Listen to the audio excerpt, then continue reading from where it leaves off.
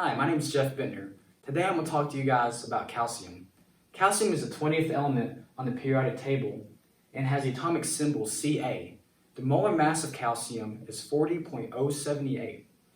Calcium's most abundant isotope is calcium-40, which makes up 96.94% of calcium isotopes. Calcium was first discovered in England by Sir Humphrey Davy in 1808.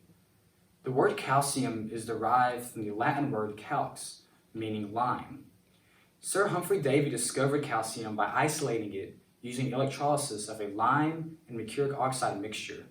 Nowadays, calcium is most commonly isolated using electrolysis of a calcium chloride mixture, but calcium is a naturally occurring mineral. Some characteristics of calcium can be seen here divided between intensive and qualitative properties. Calcium has a boiling point of 1,484 degrees Celsius, has a melting point of 842 degrees Celsius, has a solid density of 1.55 grams per cubic centimeter, and has a liquid density of 1.39 grams per cubic centimeter. Some qualitative properties can be seen below. Calcium has a silvery white color, has an odorless smell, and has a 1.75 on the Mohs hardness scale.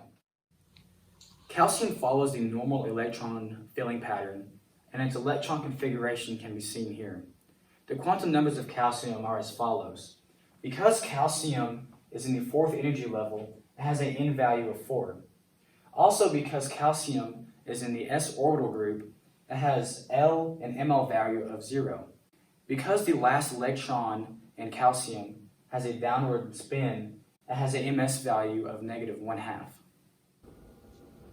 Calcium is found in group 2, known as the alkali earth metals on the periodic table as seen here.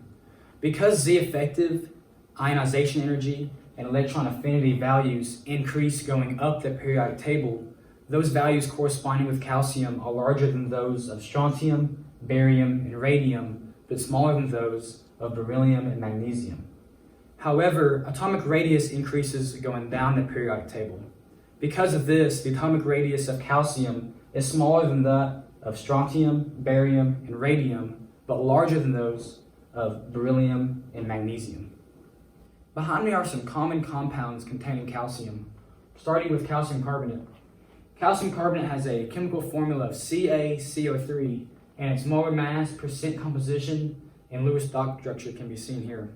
Molar mass is calculated by adding together each individual element's molar mass, as seen here.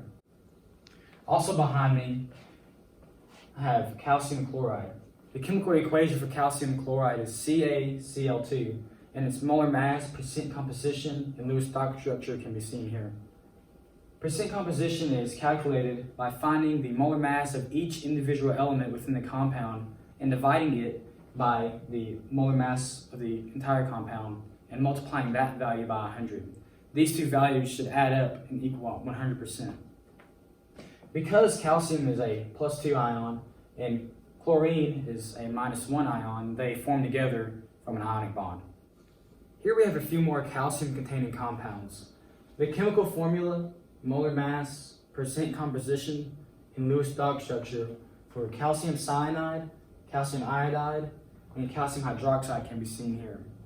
The molar mass and percent composition were calculated using the method explained previously, and the math for these calculations can be seen here. The reaction behind me is a chemical reaction commonly used to create the precipitate calcium hydroxide. Calcium hydroxide is also commonly referred to as slock lime. Calcium hydroxide is a colorless powder used in a variety of industrial and household and even medical settings. Some examples of calcium hydroxide precipitate can be seen in waste management, paper production, food processing, and even root canal fillings contain calcium hydroxide. Here we have a scenario involving the chemical equation above. Jeffrey has 4.04 times 10 to the 22 molecules of calcium chloride. He wants to find out how much potassium chloride can be made from this amount. However, the lab he is in only has a scale that reads in milligrams. How many milligrams of potassium chloride can be made from 4.04 times 10 to the 22 molecules of calcium chloride using the balanced equation above? To start off this problem, we need to get molecules of calcium chloride into moles. We do that by using Avogadro's number, 6.022 times 10 to the 22. Now that we're in moles, we can use stoichiometry.